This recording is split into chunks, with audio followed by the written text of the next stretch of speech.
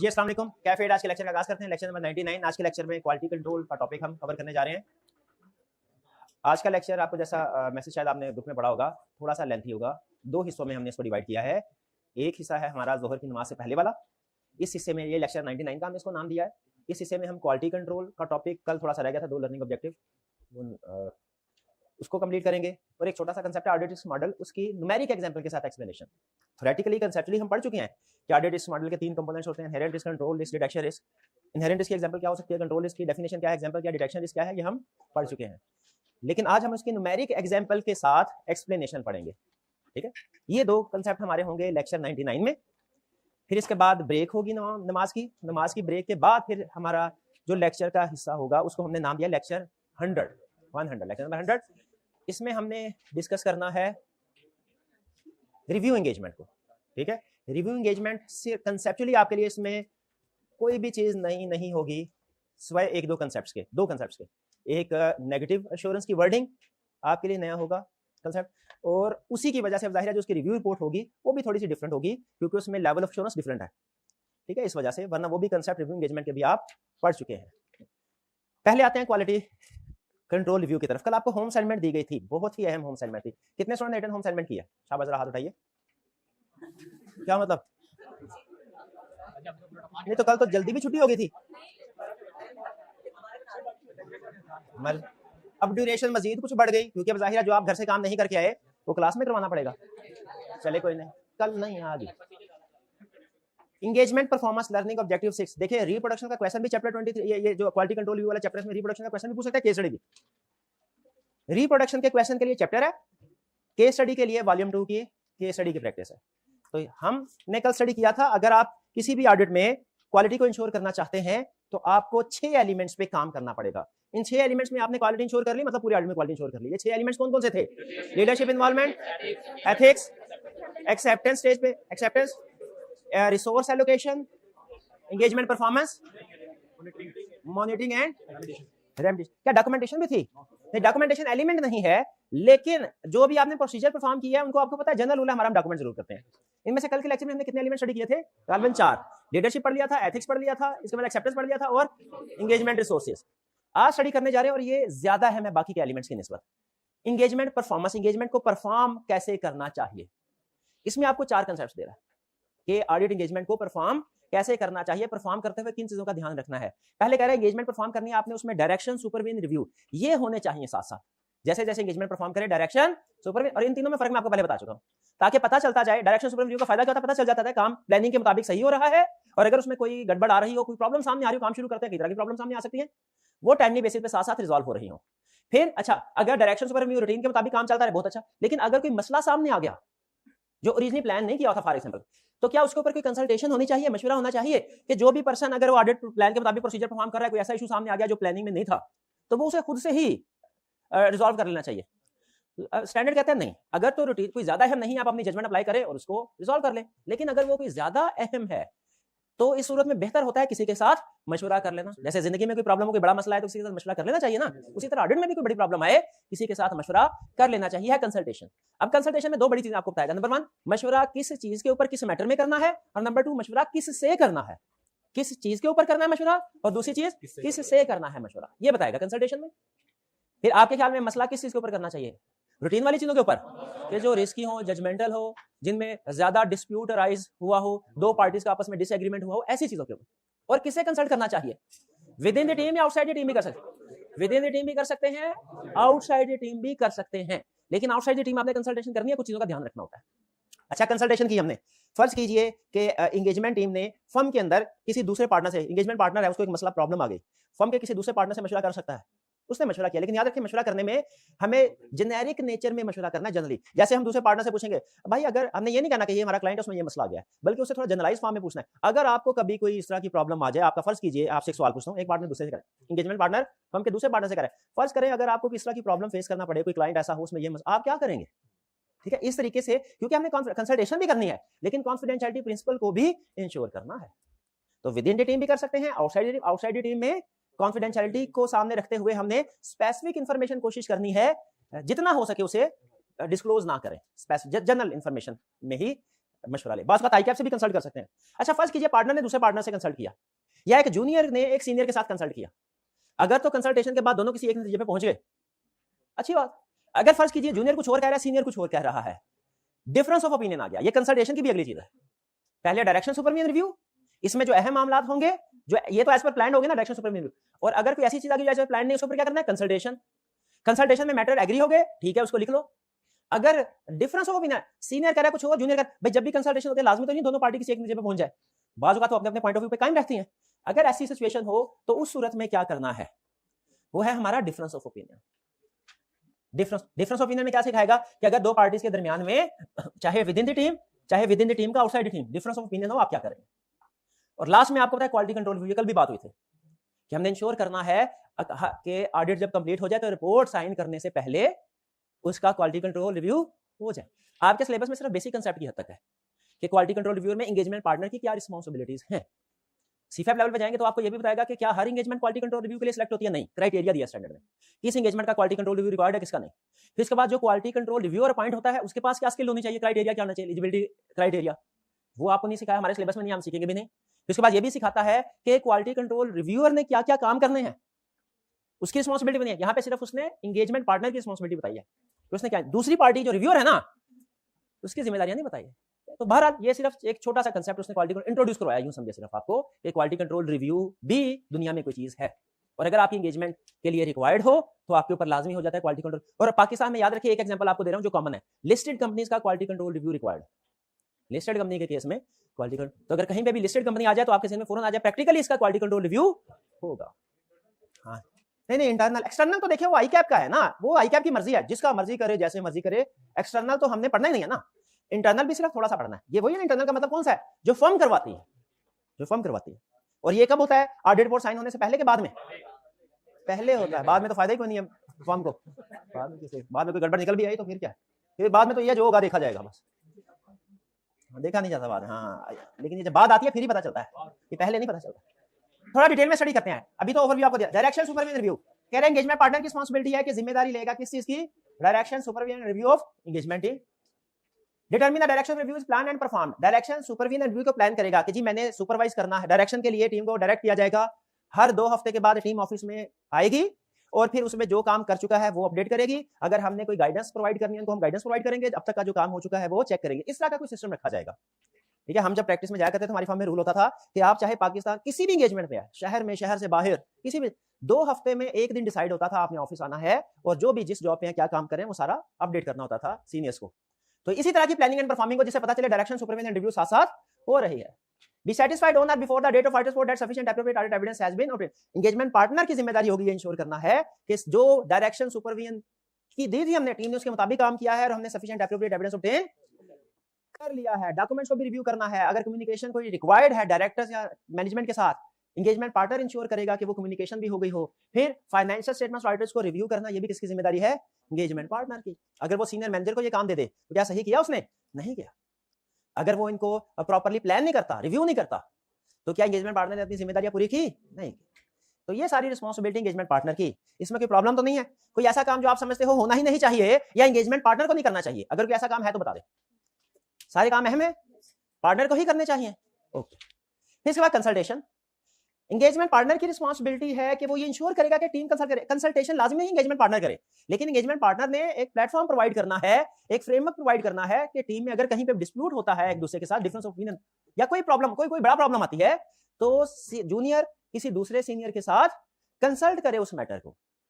Take responsibility to undertake consultation on difficult or contentious matters, matter on which firm solution procedure require consultation, and other matter which in partner judgment require consultation. यहाँ पे क्या example दे रहा है कि consultation किन matters के ऊपर होनी चाहिए, डिफिकल्ट मैटर्स के ऊपर, जजमेंट रिक्वायर करे जिन उनके ख्याल में जरूरी हो, या जो फर्म के मुताबिक, जैसे अगर हो सकता है फर्म ये कहे कि जी अगर कहीं पे भी क्लाइंट ने रिवैल्यूएशन करवाई है तो जो पर्सन भी इस एरिया को कर रहा होगा उसने अगर एक्सटर्नल एक्सपर्ट अपॉइंट हुआ है तो उससे कंसल्ट करना है, या इंटरनल जो भी एप्लीकेशन उससे कंसल्ट लाजमी करना है, ठीक है। या जूनियर कहीं पे भी सिग्निफिकेंट रिस्क सामने आया तो अपने सीनियर से कंसल्ट करेगा। फर्म के अपने क्वालिटी कंट्रोल हो सकते हैं। तो यहां पे उसने हमें 3 एग्जांपल कौन से दिए हैं, वो मैटर्स जिनमें कंसल्टेशन होगी। फिर इसके बाद 3 एग्जांपल दे रहा है, वो किसकी, कि कंसल्टेशन किसके साथ कर सकते हैं। कह रहा है कंसल्टेशन कर सकते हैं with in the engagement team भी, और कंसल्टेशन कर सकते हैं with in the firm, outside team लेकिन विद इन, ये कौन होगा, कोई दूसरा पार्टनर या कोई दूसरा सीनियर मैनेजर। और तीसरा क्या है, आउटसाइड द फर्म, यानी इवन एक फर्म का पार्टनर किसी दूसरी फर्म के पार्टनर से भी कंसल्ट कर सकता है अगर अच्छे ताल्लुकात हो, होते हैं ना बात फ्रेंडशिप दोस्ती। इवन आई कैप से भी कंसल्ट किया जा सकता है, आउटसाइड द फर्म से आई कैप भी आ जाता है। हाँ, इसमें कॉन्फिडेंशियलिटी प्रिंसिपल ब्रीच हो सकता है, इसीलिए जब भी हम others with in the firm या आउटसाइड द फर्म कम्युनिकेट करते हैं, हम जो स्पेसिफिक फैक्ट्स होते हैं उनको छुपा लेते हैं, उसको एक जनरल शेप दे देते हैं। जैसे मैंने आपको याद होगा कल आपसे एक डिस्कशन की थी छोटे से केस की, लेकिन उसके मैंने ध्यान रख के अपनी तरफ से पूरी कोशिश की कि फैक्ट्स ऐसे सामने प्रेजेंट करूं कि आप उसको आइडेंटिफाई ना कर सके कि कौन सा क्लाइंट है। ये इस तरीके से आप शेयर कर सकते हैं। फिर determine that nature, scope and conclusion of consultation are agreed with the party, और determine that conclusion are, consultation करनी है किस मैटर पे करनी है, किससे करनी है, कंक्लूजन पे पहुंचना है, जो कंक्लूजन पे पहुंचो उसको लिखे और फिर उस कंक्लूजन के मुताबिक अमल होगा। क्लियर? ये हो गया स्टोरी का गुड एंड। लेकिन फर्ज करें कंसल्टेशन हुई, दो पार्टीज का आपस में डिस्प्यूट है, डिफरेंस ऑफ ओपिनियन आता है। अब अगर डिफरेंस ऑफ ओपिनियन है फिर क्या करना है? आपके ख्याल में डिफरेंस ऑफ ओपिनियन में क्या होना चाहिए? आप एक टीम के पार्टनर है, टीम में डिफरेंस ऑफ ओपिनियन, आपने पॉलिसी बनानी है कि डिफरेंस ऑफ ओपिनियन के केस में क्या हो, तो क्या पॉलिसी बनाएंगे? पहले दोनों की डिस्कशन हो बैठ के आपस में दोनों पार्टीज की, ठीक है, फिर उसके बाद भी नहीं हुआ, वो तो कंसल्टेशन में हो गया, एग्रीड हो गया, तो कंसल्टेशन लिख लेंगे, किस नतीजे पे पहुंचे हैं उसको इंप्लीमेंट करवा देंगे। बात जो सीनियर होगा उसकी बात मानी जाएगी। पॉलिसी तो बना रहे हैं, पॉलिसी कुछ भी हो सकती है, ये भी हो सकती है कि जूनियर की बात मानी जाए, सॉरी सीनियर की बात मानी जाए, सीनियर की बात मानी जाए। पॉलिसी ये भी हो सकती है कि जूनियर सीनियर नहीं, जो 3-4 लोगों की टीम है मेजॉरिटी की बात मानी जाए। जैसे यही प्रॉब्लम डिफरेंस ऑफ ओपिनियन की हम ऑडिटर्स को भी पेश आती है, यही प्रॉब्लम हमारी जुडिशरी को भी पेश आती है।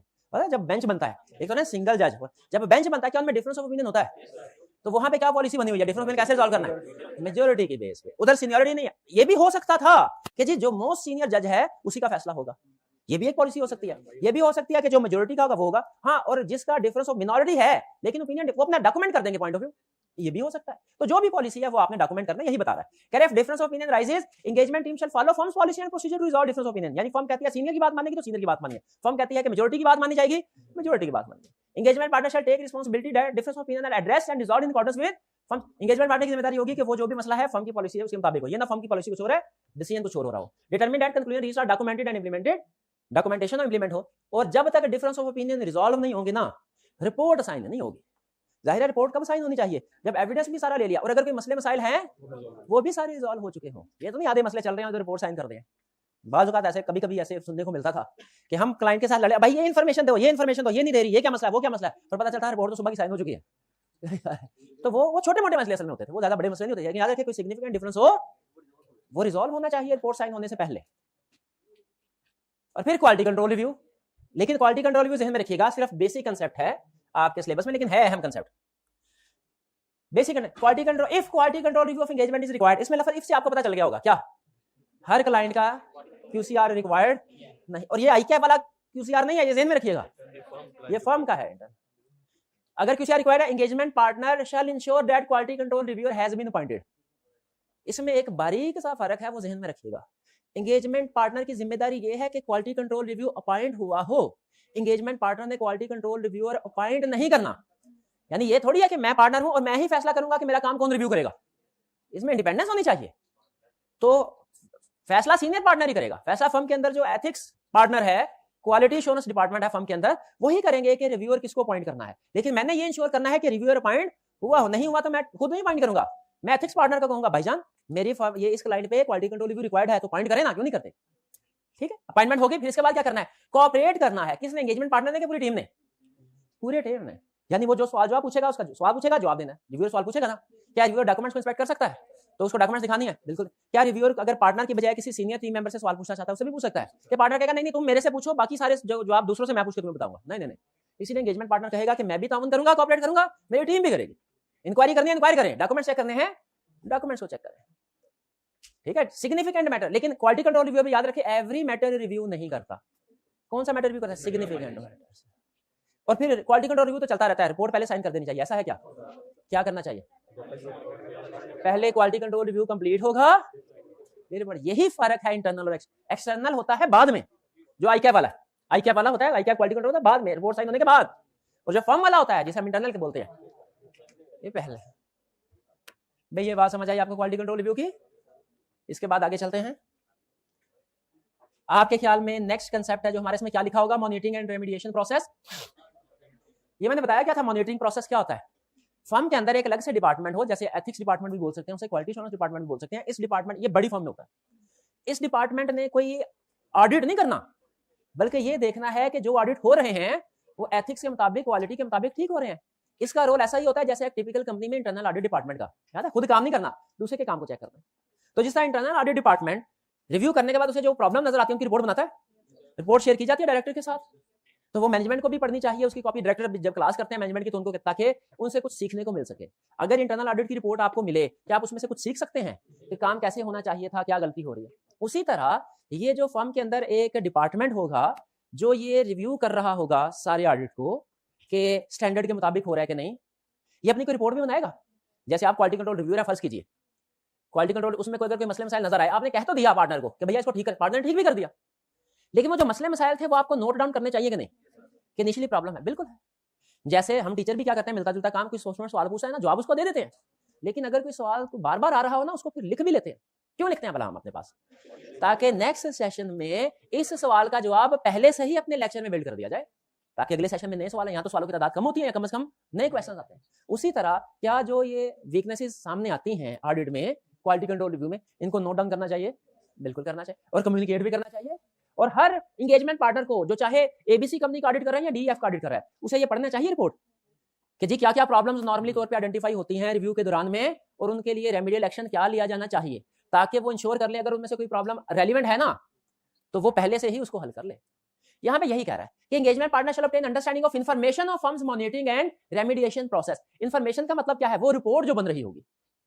एंगेजमेंट पार्टनर कहेगा सर हमारा तो क्वालिटी कंट्रोल रिव्यू का ऑडिट आप करने आएंगे, इस ऑडिट में मुझे पता है पहले से, लेकिन आपने जो पिछले क्वालिटी कंट्रोल रिव्यू किए हैं उनमें जो मसले मसाइल सामने आते थे अमूमी, जरा मुझे लिस्ट दे सकते हैं आप, ताकि हम उनके मुताबिक ही अभी से पहले देख लें, अगर कोई मसला हमारे से रेलिवेंट है तो हम क्या करें, उसको अभी रिजॉल्व कर लें। यही कह रहा है, he shall determine the relevance to audit engagement। वो देखेगा जो इन्फॉर्मेशन बनाई गई है मॉनिटरिंग एंड रेमेडिएशन प्रोसेस से, वो मेरे ऑडिट से रेलिवेंट कोई मसला है कि नहीं, और अगर मसला है कोई रेलिवेंट, अभी एप्रोप्रिएट एक्शन ले ले, बजाय ये कि वो उस वक्त ले जब क्वालिटी कंट्रोल रिव्यू रहा है, रेमेडी भी हो गई। एंगेजमेंट पार्टनर फिर अलर्ट रहे, ये नहीं कि सिर्फ रिपोर्ट पढ़ ली कोई मसला नहीं है तो सब ठीक है, नहीं। इनिशियली आपको पता है ऑडिट में हमने मुख्तलिफ जगहों पे ये पढ़ा है कि रिस्क असेसमेंट स्टार्ट में करते हैं, लेकिन फिर थ्रू आउट ऑडिट लड़ रहते हैं, गोइंग कंसर्न इंडिकेशन स्टार्ट में ढूंढते हैं, थ्रू आउट ऑडिट लड़ रहते हैं, रिलेटेड पार्टी आइडेंटिफाई स्टार्ट में करते हैं, थ्रू आउट ऑडिट लड़ रहते हैं। तो यहाँ पे भी ये कह रहा है, पार्टनर भी ये करे कि जो रिपोर्ट्स वगैरह जिनमें वीकनेसेस आइडेंटिफाई होती हैं क्वालिटी कंट्रोल रिव्यू के दरमियान में, स्टार्ट में देख लेने में से कोई वीकनेस अभी हमारे में मौजूद तो नहीं है तो उसे उधर ही ठीक कर ले, एप्रोप्रिएट नहीं है तो फिर उसके बाद थ्रू आउट द ऑडिट भी अलर्ट रहे, बाद में भी कोई प्रॉब्लम आ सकती है। डन जी। डॉक्यूमेंटेशन बताइए किस चीज की करेंगे, हर प्रोसीजर परफॉर्म, हाँ ये तो हो गया निंजा अप्रोच। अब जरा स्पेसिफिकली बताए इस चैप्टर में क्या क्या प्रोसीजर परफॉर्म किया। क्वालिटी कंट्रोल रिव्यू अगर हुआ डॉक्यूमेंट कर लें, बिल्कुल ठीक है, और रेमेडियल एक्शंस वगैरह, और कंसल्टेशन अगर कोई हुई है, डिफरेंस ऑफ ओपिनियन हुआ है, शाबाश, और एक्सेप्ट एथिकल रिक्वायरमेंट्स की कमी, बिल्कुल देखिए पढ़ के देखिए, यही चीजें हैं कि कुछ हो रहा है। अच्छा ये पढ़ के बता रहे थे आप, मर्जी है जी आपकी, लेकिन एक बार फिर पढ़ लें कहीं कोई गलती ना पड़ गया हो। डन जी। अब वैसे तो मेरा इरादा था नेक्स्ट चैप्टर पे जाने का, लेकिन आपने होम असाइनमेंट नहीं की ना, ना, ना कल करके लेके आएंगे घर, तो इसीलिए अब पहले रीडिंग कर ले, डॉक्यूमेंटेशन की रीडिंग कर ले, कोई मैं पॉइंट रह तो नहीं गया, बताना भूल गया हूं मैं।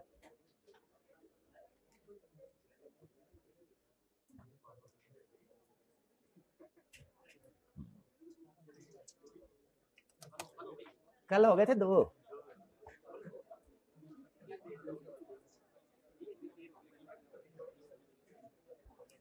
रीडिंग कर ले, कोई बात नहीं, छोटी छोटी बातें होती रहती है, इमैटेरियल इनसिग्निफिकेंट, फोकस की भाई।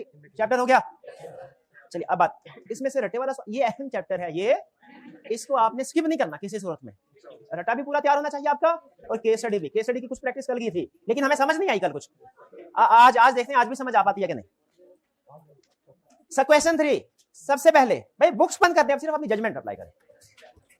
एक तो आपको इस वजह से पता चल गया होगा कि ये चैप्टर 23 कर रहे हैं, तो जो ये क्वेश्चन क्वालिटी कंट्रोल का ही होगा, ऐसे थोड़ी है कि वो क्वेश्चन एथिकल रिक्वायरमेंट्स का हो जाए या सब्सटेंटिव प्रोसीजर का हो जाए या कंफर्मेशन, लेकिन क्वेश्चन की रिक्वायरमेंट से मुझे आप बता सकते हैं कौन सा लफ्ज है जिससे पता चला ये क्वालिटी इश्यूज को अंडरलाइन कर लें, लफ्ज क्वालिटी रिक्वायरमेंट में आ जाए। अच्छा चलो बुक बंद है, ठीक है बंद ही रहना। You are the audit manager of BFF company, listed company. ये सबसे बड़ा क्वालिटी इशू ये रहा क्या listed company quality control review होना चाहिए। अगर एंड पे उसने क्वालिटी कंट्रोल रिव्यू के बारे में साइलेंट रहा ना तो एक आधी लाइन में आपने ये भी सजेशन दे देनी है भैया ये listed company quality control review करवाना चाहिए, रिक्वायर्ड है बहरहाल, लेकिन ये कोई इतना जरूरी नहीं। कह रहा है पेटी cashier is a relative of the audit assistant. ये ले पहला इशू, क्या इशू है कि इंडिपेंडेंस, टीम इंडिपेंडेंट नहीं है, एथिकल इशू राइज हुआ और थ्रेट राइज होंगे। अगर याद हो तो थ्रेट लिख लें जो कि आपको याद होंगे। लेकिन मुझे एक बात की समझ नहीं आ रही, पूछा है उसने क्वालिटी इशू और हम एथिकल इशू बता रहे हैं। भाई क्वालिटी इशू में हर तरह का इशू आ जाता है, अगर कोड ऑफ एथिक्स की कंप्लायंस नहीं की तो वो भी पुअर क्वालिटी ऑडिट होगा। चले ये समझ आ गया। चले फिर during review you found that audit assistant identified that the petty cashier incurred entertainment and fuel expenses for personal use for ₹15,000। अब बताइए ये क्या? अच्छा आगे क्वेश्चन खत्म हो गया, इसका मतलब क्या है? कोई एक्शन नहीं लिया गया।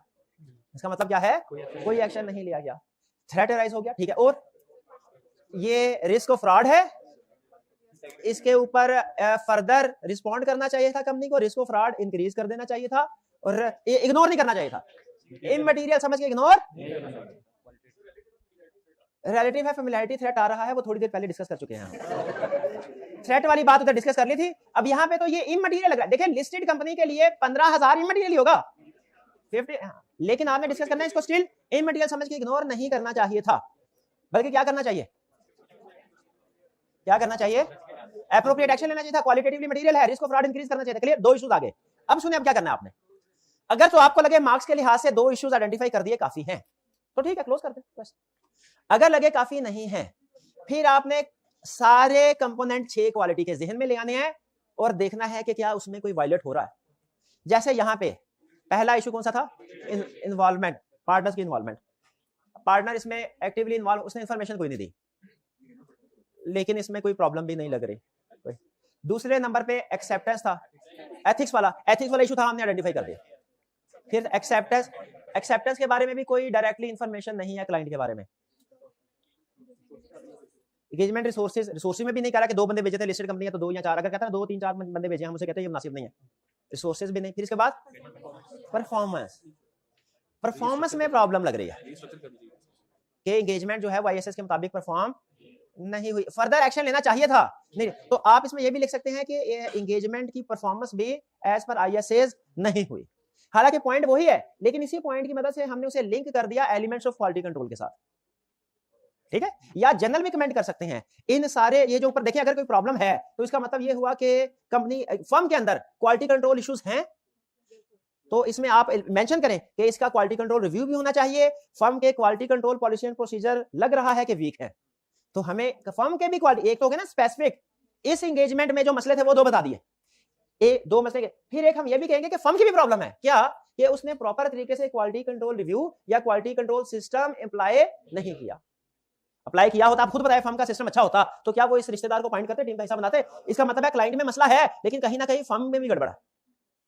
3 पॉइंट हो गए हमारे, रिलेटिव वाला, इमटेरियल फ्रॉड वाला और जनरल कमेंट के। इन इश्यूज की वीकनेसेस ये इंडिकेट कर रही है फर्म का क्वालिटी कंट्रोल सिस्टम ठीक नहीं। क्लियर? आगे चलते हैं क्वेश्चन 4। इसमें भी रिक्वायरमेंट देके बताइए कि कैसे पता चला आपको ये क्वालिटी कंट्रोल रिव्यू का क्वेश्चन, यानी आपने ओवरऑल इश्यूज को देखना है जो कि मल्टीपल टॉपिक से हो सकते हैं। क्वालिटी इश्यूज से इसको अंडरलाइन करना होगा। फिर you are the audit manager of GHI company या लिस्टेड कंपनी, लिस्टेड को अंडरलाइन कर लें। और आपको पता है आपने नोट किया होगा वो लिस्टेड कंपनी ही कर रहा है जब ये क्वालिटी के इश्यूज है। क्यों बोला? क्योंकि लिस्टेड कंपनी के केस में रिक्वायर्ड होता है, बाकी भी करवाना चाहिए करवा सकते हैं लेकिन requirement listed. Finance director has not completed the tax computation for the year ended 31st December 21. Instead, he has asked the audit assistant who has recently passed the CA examination to calculate company's tax payable for the year on premise that audit assistant was more up to date with changes in Finance Act. क्या issues हैं? Number resources अच्छे नहीं, किसके resources अच्छे नहीं है? कैसे पता चला फर्म के रिसोर्सेज? वो बल्कि फर्म के असिस्टेंट को कह रहा है क्या पाए, क्लाइंट कंपिटेंस नहीं है, क्लाइंट में कंपिटेंस नहीं, ठीक है। इसका मतलब है हमारी रिस्क असेसमेंट में ये इशू भी डिस्कस होना चाहिए था, इंक्लूड होना चाहिए फैक्टर कि क्लाइंट कंपिटेंट नहीं है। हमारी रिस्क असेसमेंट रिवाइज होनी चाहिए इसी वजह से। जिसको टैक्स की कैलकुलेशन नहीं आती हो सकता है उसे दूसरे इश्यूज भी ना आते हो, ठीक है। क्लाइंट की कंपिटेंस एक इशू है, वो हमारे ऑडिट को कैसे इफेक्ट कर रहा है? रिस्क अराइज हो रहा है, शाबाश। दूसरा इशू क्या है? दूसरा इशू बताइए। एथिक्स की वायलेशन भी तो हो रही है कोई। सेल्फ रिव्यू थ्रेट, हमारी ही टीम मेंबर से कह रहा है कैलकुलेशन करें, अगर वो ही करेगा सेल्फ रिव्यू थ्रेट राइज हो रहा है तो उसको चेक कौन करेगा? ये इशू क्लियर, इनमें कोई प्रॉब्लम तो नहीं? कोई और इशू डिस्कस किया उसने सोल्यूशन में? कोई बात नहीं, देख ले कोई चीज रह ना गई हो ना, मैं इसलिए कह रहा हूं घर जाके परेशान करे आपको।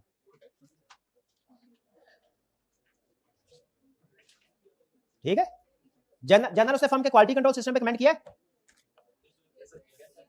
हाँ, सेल्फ रिव्यू थ्रेट की बात हो गई, फर्म बताया कि इंडिविजुअल से काम ना करवाएं, उसने आगे कोर्स ऑफ एक्शन भी बताया। क्वालिटी इश्यूज को डिस्कस किया है, हाँ मुझे याद आ गई ये बात। क्वालिटी इशू जब हम डिस्कस करते हैं, कल भी शायद ये बात हुई थी, तो हमने इश्यूज को डिस्कस किया है, लेकिन अगर मार्क्स ज्यादा हो तो हमने उनका सोल्यूशन भी बताना है, ये कल भी बात हुई थी ना। नेक्स्ट क्वेश्चन 5, हाँ ये बड़ा क्वेश्चन है, ये इंटरेस्टिंग लग रहा है। Comment on the quality of planning and performance of the audit of company, discussing the quality control and other professional issues rate. किस लफ्ज से पता चलता? क्वालिटी से। इसका कोई लगे, you have been assigned as audit manager on Seren Limited, a listed company, फिर listed company आ गई।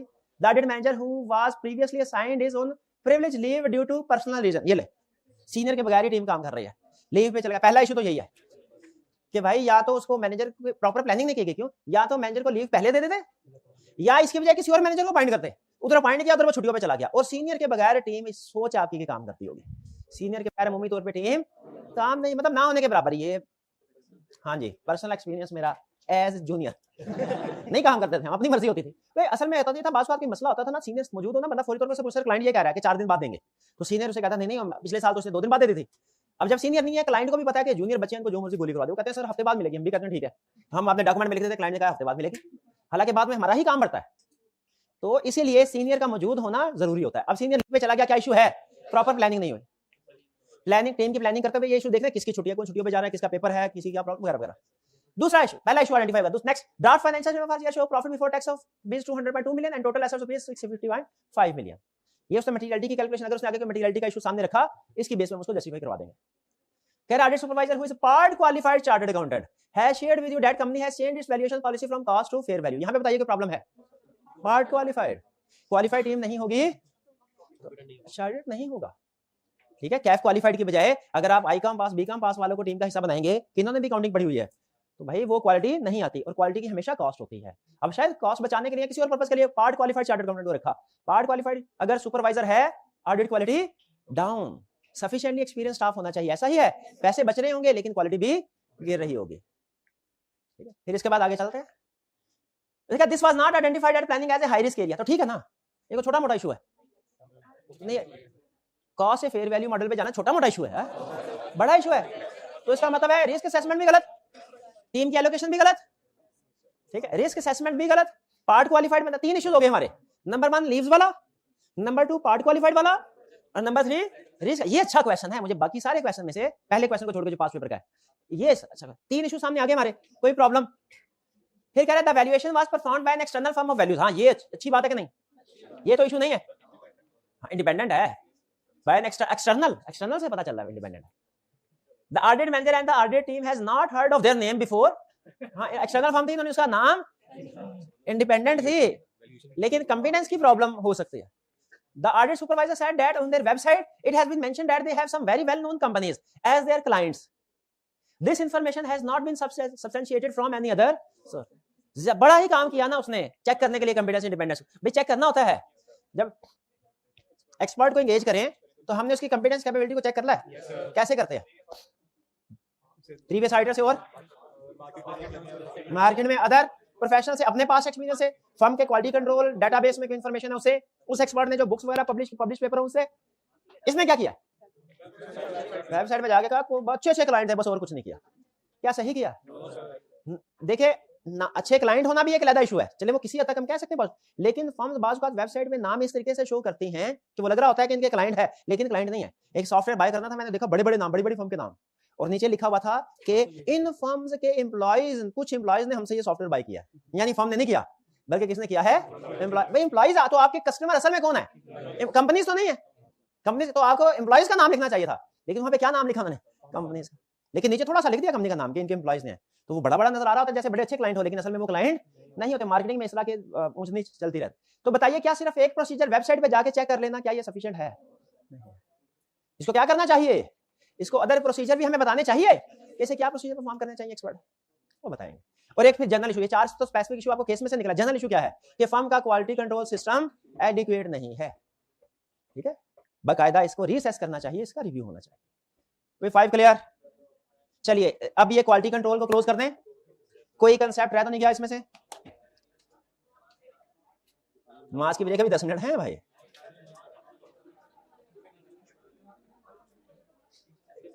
अच्छा एक ये छोटा सा कंसेप्ट है सिर्फ ऑडिट रिस्क मॉडल, इसकी रिवीजन कर लें।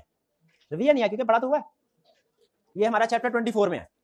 चैप्टर 24 ब्राय नाम है, असल में सिर्फ कंसेप्ट उसमें बताया हुआ है कि आईकैप की बुक में कौन कौन सी चीजें कम अहम है। सारी चीजें कवर कर लें, पढ़ लें, कोई चीज रह जाए तो आप उसको देख सकते हैं, जरूरत नहीं वैसे, लेकिन पढ़ना चाहें तो पढ़ सकते हैं, वो हमने लिस्ट दे दी। ये है क्या ऑडिट रिस्क मॉडल, लेकिन ये तो हम पढ़ चुके हैं, ये तो जब गालबन चैप्टर 10 रिस्क असेसमेंट पढ़ा था तो पढ़ चुके हैं, तो दोबारा क्यों आ गया? रिवाइज करवाने के लिए आपको न्यूमेरिक एग्जांपल के साथ। क्या आपको याद है ऑडिट रिस्क मॉडल में क्या पढ़ा था? Audit risk is equal to 3 component है, कौन कौन से? Inherent risk into control risk into.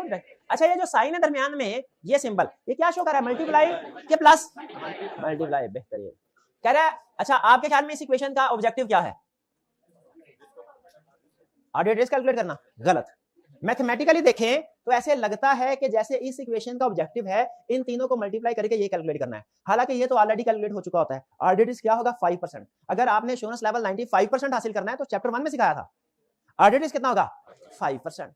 तो ये जब ऑडिट रिस्क पहले से ही डिसाइडेड होता है कि किसी भी एंगेजमेंट का 5% या उससे कम होगा, तो फिर इसका मतलब है audit risk model audit risk calculate करने के लिए नहीं है।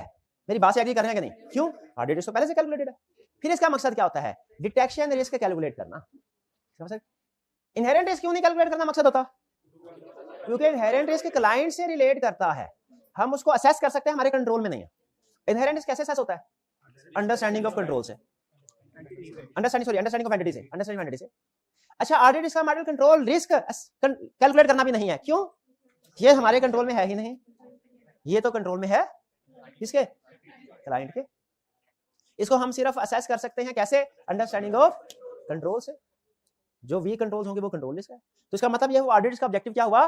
डिटेक्शन रिस्क कैलकुलेट करना। अब मेरा अगला सवाल, दूसरा और आखिरी, पहला सवाल था ऑडिट का मकसद क्या है, आपने इस नतीजे पे पहुंचे कि डिटेक्शन रिस्क कैलकुलेट करना। दूसरा, डिटेक्शन रिस्क का मकसद क्या है कैलकुलेट करने का? अपनी अप्रोच डिसाइड करना, सब्सटेंटिव प्रोसीजर कम होंगे कि ज्यादा, ये डिसाइड करना। डिटेक्शन रिस्क का मकसद क्या है? ऑडिट अप्रोच डिसाइड करना। वो कैसे सुने? ये अब उसके एग्जांपल दे रहा है। फर्ज कीजिए एक क्लाइंट गाइड करने के लिए उसमें 2 एरियाज है, एरिया ए अलग है, बी ये समझ ले, डेटर है, ये क्रेडिटर है, ये इन्वेंटरी है, फिक्स है, कुछ भी। स्टेप नंबर 1 में हम क्या करते हैं? Risk assessment procedure. ये आपको पूरे ऑडिट का भी एक ओवरव्यू देगा। स्टेप नंबर 1 में क्या करते हैं? Risk assessment procedure. क्या करते हैं इसमें? Understanding of entity, understanding of controls.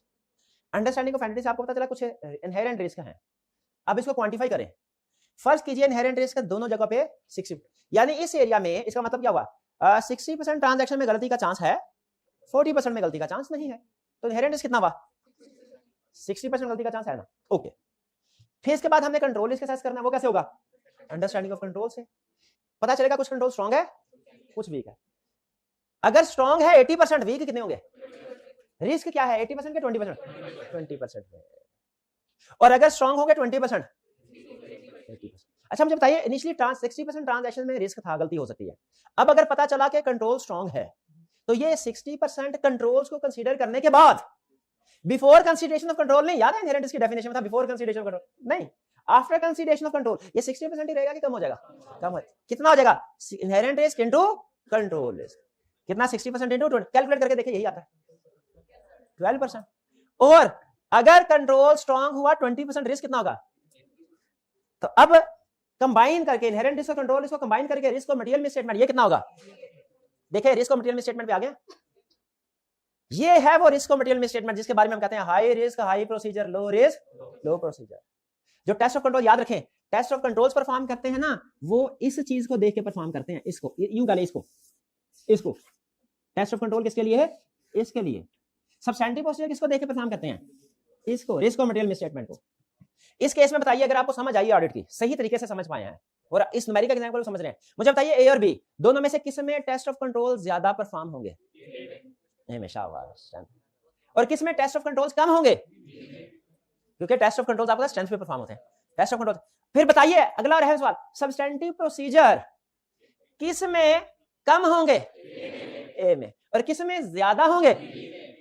Low risk low procedure, high risk high procedure. देखिए यही कह रहा है। अभी फिलहाल डिटेक्शन इसको छोड़े, ऑडिट अप्रोच में क्या कह रहा है कि ऑडिट अप्रोच में दो चीजें बताएगा, कंट्रोल और सब्सटेंटिव प्रोसीजर।